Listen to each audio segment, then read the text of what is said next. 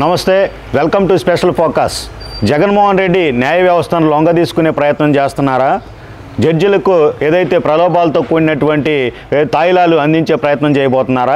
గతంలో చూసుకుంటే టీటీడీ బోర్డుకు సంబంధించి సభ్యులను వేస్తాం, మీ ప్రతినిధులు ఉంటే మాకు తెలియపరచండి అంటూ కూడా లేఖ రాసినటువంటి పరిస్థితి సాక్షాత్తు సీజేకి. మరలా ప్రస్తుతం చూస్తే 2 కోట్ల రూపాయలు విలువైనటువంటి వాచ్ను న్యాయమూర్తికి పంపించినట్టు కూడా కలకాలం రేపుతున్నటువంటి సబ్జెక్టు. అంటే అధికారం తన చేతిలో ఉంది, ఇక అల్టిమేట్గా న్యాయ వ్యవస్థ కూడా తన చేతిలో ఉంటే ఇక తనకు తిరిగేలేదనేటటువంటి పరిస్థితి. ఎందుకు న్యాయ వ్యవస్థను కూడా ఇలాంటి దౌర్భాగ్య పరిస్థితికి లోన్ చేసే ప్రయత్నాలు జగన్మోహన్ రెడ్డి చేస్తున్నారనేటటువంటి వాదన గ్రౌండ్ లెవెల్లో ఉన్నటువంటి ప్రజలకు కూడా పెద్ద ఎత్తున కూడా చర్చ జరుగుతున్నటువంటి పరిస్థితి ఉంది. మనతో ఉన్నారు హైకోర్టు సీనియర్ అడ్వకేట్, సామాజిక ఉద్యమకారిణి రజనీ గారు మనతో ఉన్నారు. అసలు ఈ న్యాయ వ్యవస్థను ఈ విధంగా ప్రలోభాలకు గురి చేయడం ఏ మేరకు కరెక్ట్ అనేది, ఈ యొక్క ఆరోపణలకు సంబంధించి చర్చకు సంబంధించి ఏం చెబుతారు తెలుసుకుందాం. మేడం చెప్పండి, ప్రస్తుతం రాష్ట్రంలో ఇదే హాట్ టాపిక్. జగన్మోహన్ రెడ్డి న్యాయ వ్యవస్థకు ఈ విధమైనటువంటి తాయిలాలు ఇవ్వచ్చు. గతంలో టీటీడీ ఆఫర్ కావచ్చు, సభ్యులు ఇప్పుడు 2 కోట్ల రూపాయల వాచ్ అయినటువంటి విమర్శలు కావచ్చు, ఏం చెప్తారు?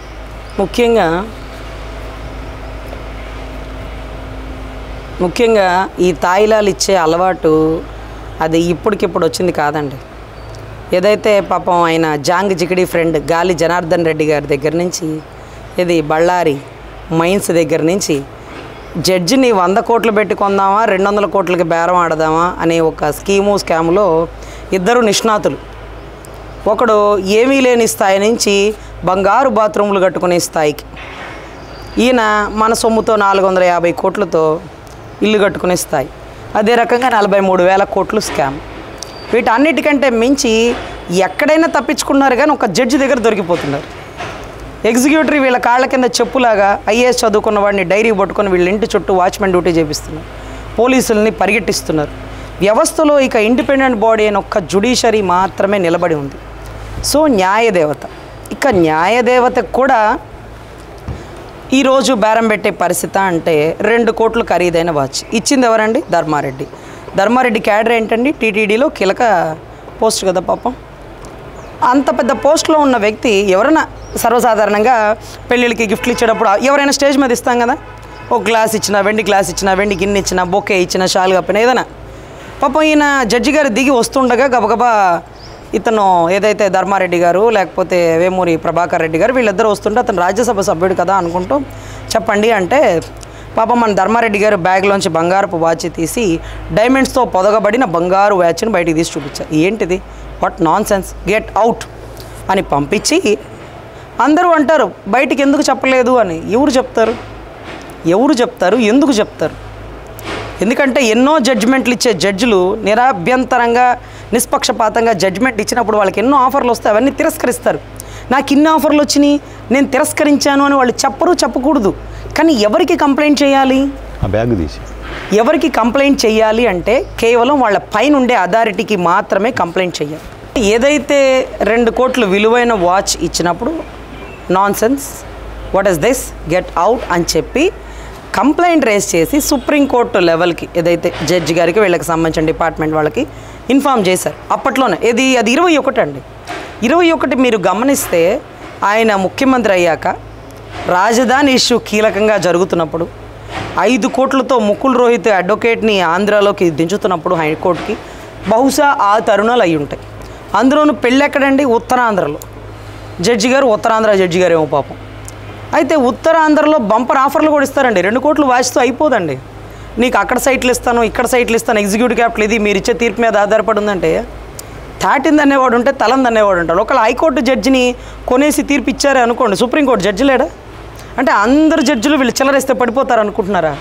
నిజాయితీగా నిష్పక్షపాతంగా ఇందిరాగాంధీ వర్సెస్ రాజనారాయణ అని 1975 ఎమర్జెన్సీ కేసుకు సంబంధించి అలహాబాద్ హైకోర్టులో ఒక జడ్జి గారు ఒక జడ్జిమెంట్ ఇచ్చారు. ఇస్తే సుప్రీంకోర్టు దానికి సంబంధించి అప్పుడు ఎవరైతే ఇందిరాగాంధీ అన్నారు, నేను నెహ్రూ గారి కూతురుని తెలుసా, నీకు ఎంత కావాలి అంటూ బేరాలాడుతున్న తరుణంలో ఒక జడ్జిని కొనగలిగే స్థాయి నీది కాదు అంటూ అద్భుతమైన జడ్జిమెంట్ ఇచ్చి రాజనారాయణ గారికి ఫేవర్గా మంచిగా వచ్చింది. అంటే నిజాయితీ గల జడ్జిలు 100లో 90% ఉంటారండి. ఈ గాలి జనార్దన్ రెడ్డి గారు ఎవరైతే 100 కోట్లు ఆఫర్ చేసిన జడ్జి కూడా నిజాయితీ పరుడే. కానీ ప్రతి ఓడు ఒక సున్నాకు పడిపోతాడంటారు చూడండి. ఈ 0,00,00,00 దాటి 1 కోటి నుంచి 100 కోట్లకి వెళ్ళిపోతే పాపం ప్రలోభాలకి లోనయ్యారండి. అసలు అలాంటి ప్రలోభాలు పెట్టకూడదు. జడ్జిలను ఎవరు కలవరు, ఎవరిని జడ్జిలు కలవడానికి వీల్లేదు. కొన్ని రిస్ట్రిక్షన్స్లో ఉంటారండి జడ్జి బంగ్లా కానీ జడ్జి గారి నివాసం కానీ. మరి ఈ జడ్జిలందరూ ఎట్టకేలకు వచ్చే ప్రదేశం ఏంటి అంటే మా వెంకటేశ్వర గుడి అండి బాబు.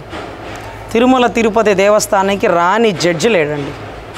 అంటే జడ్జి దేవుడితో సమానం అని మీ లార్డ్ అని మేము ఎలా సంపాదిస్తామో ఆ దేవుడి దగ్గరికే వెళ్ళి వాళ్ళ బాధలు చెప్పుకుంటారు. రాష్ట్ర భవిష్యత్తుకి రాజ్యాంగాన్ని కాపాడడం కోసం మాకు ధైర్యాన్ని ఇవ్వు నాయనా అని వేడుకుంటారు. అటువంటి అడ్డా అయినటువంటి తిరుపతి గడ్డలో ఈ ధర్మారెడ్డి గారిని కూర్చోబెట్టి ఏది మన అసిస్టెంట్ ఈవోనా ఆయన క్యాడర్ కొత్తగా సృష్టించిన పోస్టులు అండి ఇవన్నీ, కొత్తగా సృష్టించిన పోస్టులు. సో ఆ పోస్టులలో వచ్చిన ప్రతి ఒక్కరికి ప్రసాదం ఇస్తారా, అక్షంతలు ఇస్తారా అని ఎదురు చూసే వాళ్ళకి బంగారు పద్మావతమ్మలు, బంగారు వెంకటేశ్వర స్వాములు ఇవన్నీ ఇస్తారు. బంగారం లేక ఎక్కడి దాకా వచ్చారా? వాళ్ళకి కావాల్సింది దేవుడిని 2 నిమిషాల దగ్గర నుంచి చూపించి ఆ తిరుపతి లడ్డో దేవుడికి సంబంధించిన వెన్న ఉంటుందండి పొద్దున పుట్ల స్వామివారికి కైంకర్యాలలో ఉండేటటువంటిది. దానికోసం తెల్లవారుజామున 5ంటికి 6ంటికి హైకోర్టు జడ్జిలు అందరూ వచ్చి ఎదురు చూసిన తరుణాలు చూసాం మేము. సో బంపర్ ఆఫర్లు అనమాట. అంటే మా జడ్జిని కొనేసి మా రాజధాని మా కాకుండా చేసేసి వైజాగ్కి తీసుకెళ్ళిపోదాం అనుకున్నావా? నువ్వు సంచిలో పెట్టుకునే వస్తువు అనుకున్నావా? నిన్ను మొత్తం మడిచి పక్కన పెట్టగల సమర్థత గల రాజధాని గుర్తుపెట్టుకోండి. సో ఖచ్చితంగా జడ్జిల్ని డబ్బులతో కొనలేని పరిస్థితి. రాజధాని పట్ల నిజాయితీగా ప్రవర్తిస్తున్నటువంటి జడ్జిలు, అమరావతి రైతులు నమ్ముకుంది న్యాయదేవతని, గౌతమ బుద్ధుడిని. అమరావతి అంటే దేవతల రాజధాని. సో ఖచ్చితంగా ఇలాంటి జడ్జిలు ఉన్నంత వరకు న్యాయస్థానాల మీద నమ్మకం కలిగి ఉంటామండి.